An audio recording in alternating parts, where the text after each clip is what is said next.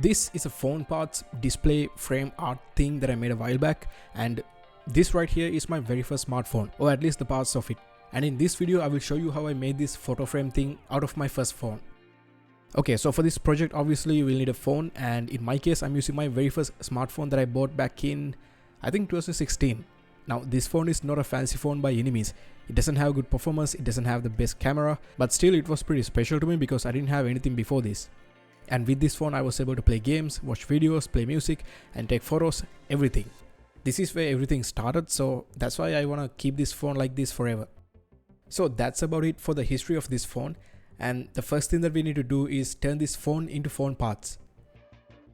On this particular phone it's pretty easy because it just has some screws and clips. If the phone is newer, then the back glass might be glued to the back, so the best thing that you can do is watch a teardown video for your specific phone. Once you get the phone open, we need to remove all the smaller components like the buttons, cameras and speakers, and also the other stuff like the plastic pieces that can be removed from the body.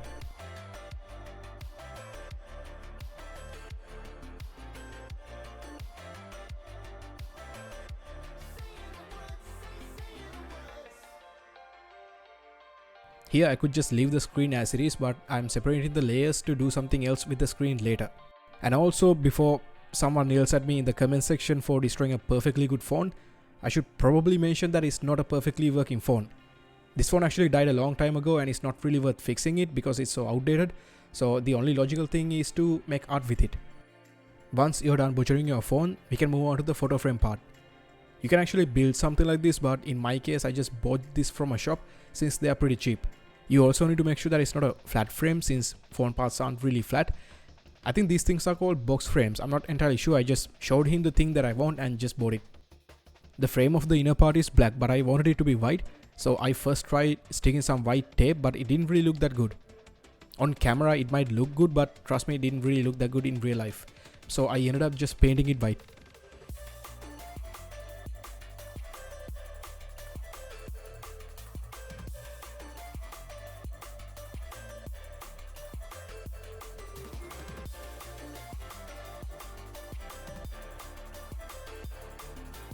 For the background also I wanted it to be white, but the thing is it's really hard to paint this because it's not a smooth surface. It kind of absorbs the paint, so it's really hard to paint. So instead of painting I got this white piece of cardboard to put as the background. When I was cutting the cardboard I made sure to cut it a little bit bigger so that way I can later trim it to fit perfectly.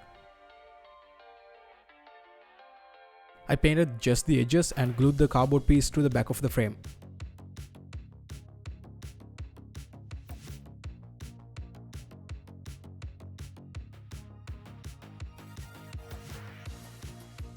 Now we need to get our phone parts and arrange them differently and see which looks better.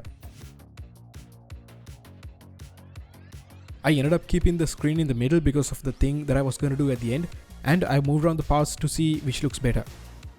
Once I was happy with how it looks, I took a photo so that way I can later recreate it. Is it recreate or rearrange? Anyway, you get the point.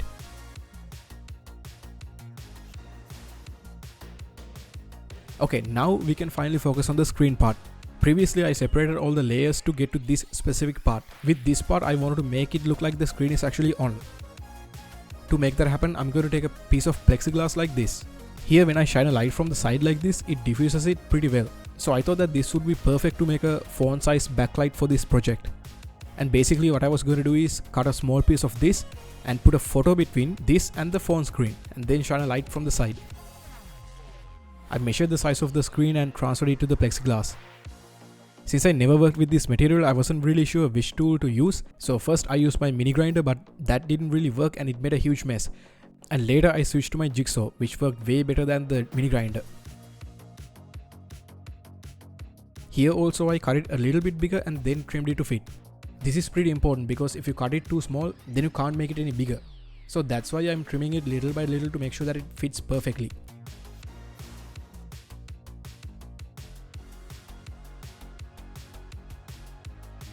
I printed an image on a piece of paper and I thought that this would work fine, but the paper I used wasn't that good, or maybe the printer wasn't that good, because when I shine a light, it looks pretty bad. It looks really washed out.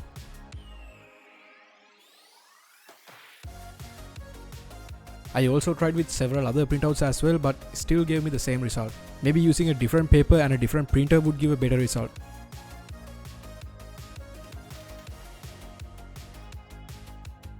Since the printing thing turned out so bad, I tried experimenting with other stuff. I used different colored paper, wrapping paper, and even changed the color of the LEDs. But that also didn't give me the result that I was looking for. Then I remembered that I have print ink with me. So I wanted to see what will happen if I just soak the paper with ink. To my surprise, I think this gave the best result so far. I used multiple colors to make some sort of a gradient wallpaper like thing, and when I use all three colors it looked a little bit too much, so I just stick to using two colors instead.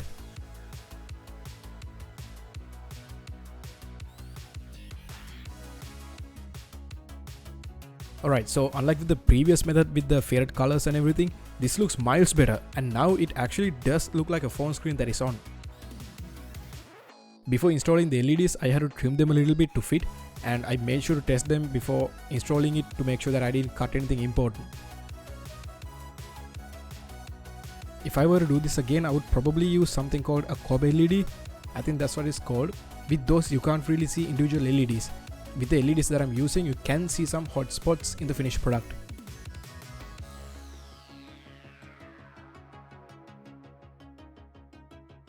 After installing the LEDs, I painted the sides of the screen black. This is just to avoid the light from leaking.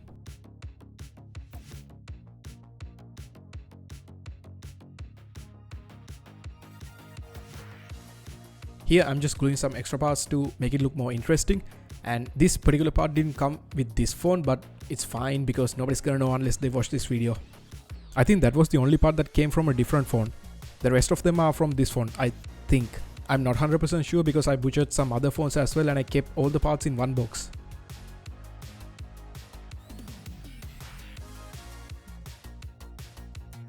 Next, I mark the center and where to drill the holes in my photo frame. This is just to pass the wires.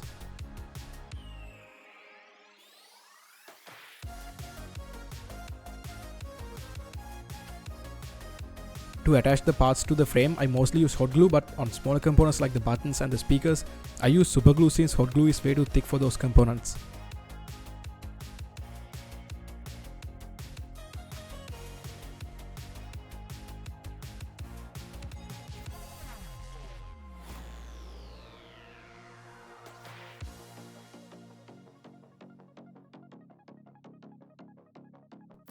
Next, I just need to do the wiring part. It's not that much because all I'm doing is adding a 12V connector to the LEDs.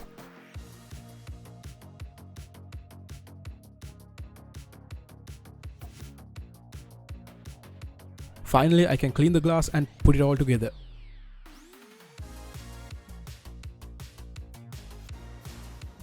And this is how the end product looks. One nice thing about the screen is that it's actually a little bit tinted. So when the LEDs are off, the whole thing looks black, which makes it look like the screen is off. And when the LEDs are on, it looks like the screen is on.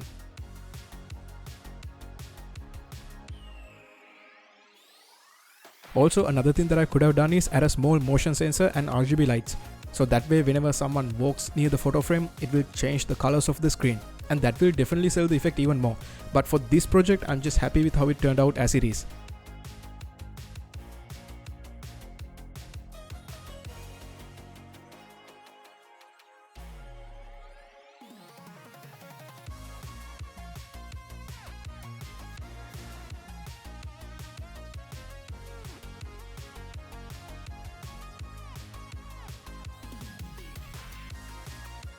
So that's it for this video, and thank you so much for watching.